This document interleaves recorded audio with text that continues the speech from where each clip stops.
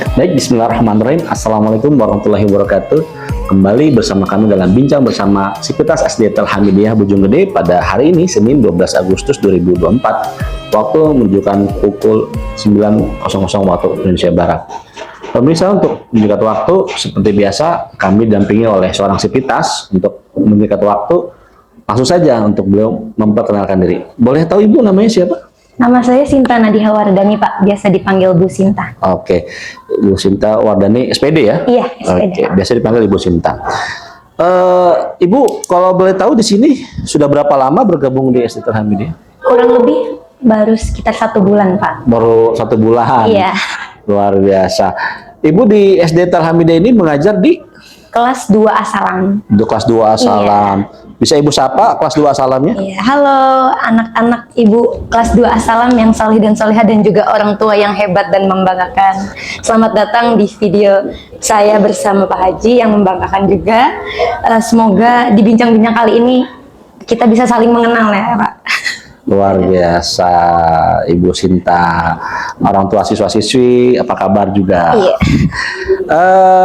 Ini Ibu baru 3 minggu atau sebulan lah ya. Iya. Nah ini apa namanya? Sebelumnya Ibu sudah pernah mengajar? Ada pengalaman di mana gitu? Sudah pernah, tapi di SD negeri, Pak. Oh, SD Tapi negeri. karena saya baru lulusan baru, jadi pengalaman-pengalaman itu baru sebagai guru pembantu saja, belum sebagai wali kelas. Oke, luar biasa. Tapi di SD negeri ya, Iya, pasti sudah banyak tuh ya. Betul. Kira-kira yang bisa diterapkan. Nah, ini tentunya nih orang tua siswa-siswi nih kepengen tahu nih apa yang akan Ibu terapkan nih di kelas 2 Asalam ini nih selama tahun ke depan. Oke. Jadi saya ingin sekali sih, Pak. Sebenarnya sejauh ini selama sebulan saya masih eksplorasi tentang terkait bagaimana pembelajaran yang nyaman di kelas 2 Asalam ini. Luar biasa. Nah, sambil observasi saya juga ingin mengetahui gitu dengan berbagai macam metode yang saya berikan, mulai dari metode yang ceramah, tanya jawab, diskusi, terus ada project based learning juga, game based learning. Tapi untuk sejauh ini saya lebih memakai pendekatan kontekstual sih, Pak. Karena untuk kelas rendah ini kan banyaknya dia lebih butuh untuk penerapan kehidupan sehari-hari. Jadi lebih banyak menggunakan pendekatan kontekstual. Tapi saya penasaran banget sih, Pak. Ada metode yang belum pernah saya coba, itu tentang kalau di sini itu metode memakai teknologi.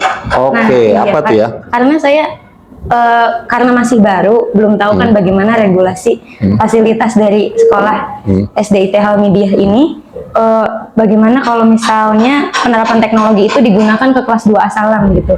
Apakah sudah kondusif kah atau sudah diperbolehkan? Jadi saya masih penasaran sih, Pak, apakah nanti ke depannya bisa menggunakan teknologi itu. Iya, luar biasa. Jadi ada eksplorasi, ada observasi untuk menentukan langkah yang tepat. Iya, Ya, betul. luar biasa. Ini patut dibanggakan nih. Ini guru kelas 2 Asalam nih ya. Tadi ya bisa pendekatan kontekstual, bisa juga ceramah. Pokoknya kira-kira yang tepat ini apa? Ini kira-kira Ibu akan menentukan langkah yang tepat nih kapan nih dalam masa observasi dan eksplorasi tadi itu? Mungkin untuk di bulan Agustus pertengahan sih harusnya sudah ada keputusan sih ya, Pak. Oke. Karena kemarin-kemarin juga banyak kegiatan MPLS-nya kan.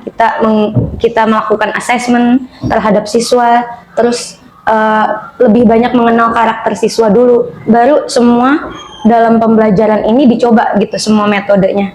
Jadi mungkin dalam waktu sebulan tepatnya itu sudah bisa menentukan bagaimana sih kecepatan siswa itu sukanya gaya belajarnya yang seperti apa, sudah bisa ditentukan. Oke. Kalau tadi ada pertanyaan mungkin bisa langsung saya jawab aja nih. Kira-kira dalam penggunaan teknologi yang terbaik apa? Ketika Ibu butuh sarana dan prasarana, di sekolah itu ada Satgas tuh, Bu. Oh iya. Nah, nanti Ibu tinggal sampaikan aja kebutuhan Ibu apa, peralatan yang akan Ibu terapkan apa gitu ya. Itu pasti insya Allah kita support tuh. Oh, alhamdulillah, berarti di SD ini juga udah sangat mendukung ya, Pak, dari segi fasilitas gitu ya, Pak? Oh iya, kita ya insya Allah lah kayak proyektor atau apa gitu ya.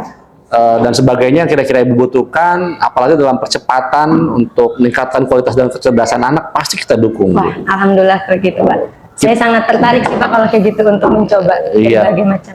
Karena kemarin aja ekskul kita yang tadinya 6 sekarang sudah 12 Oh ekskul. iya, Masya Allah sekali. Jadi ya kita ini juga tentunya kita punya target yang harus dicapai, utamanya untuk kelas 6. Iya.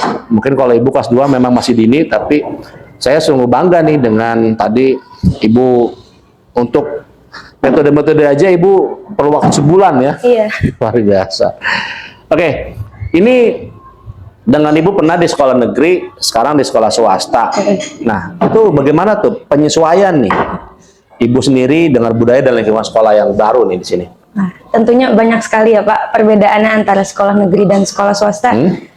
Kalau untuk sekolah negeri sendiri sebenarnya siswanya lebih banyak ya Pak. Bisa Oke. sampai 40 gitu. Oke. Kalau di sini 30. Jadi sebenarnya saya kalau kebanyakan orang dari siswanya sedikit ke banyak di sini, kalau saya ke sini lebih sedikit gitu. Oke. Jadinya sebenarnya lebih bisa mengaturnya dan mengenalnya juga bisa lebih mudah gitu.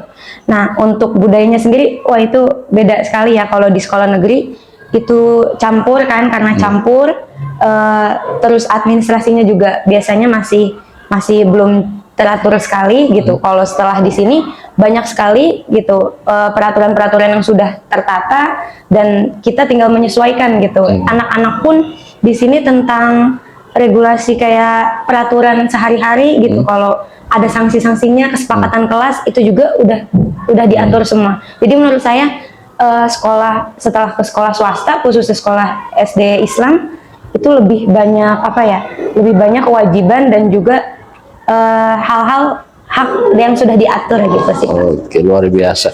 Jadi pengajaran itu lebih kondusif lah ya, Iya, lebih kondusif. karena siswanya yang minimalis gitu ya.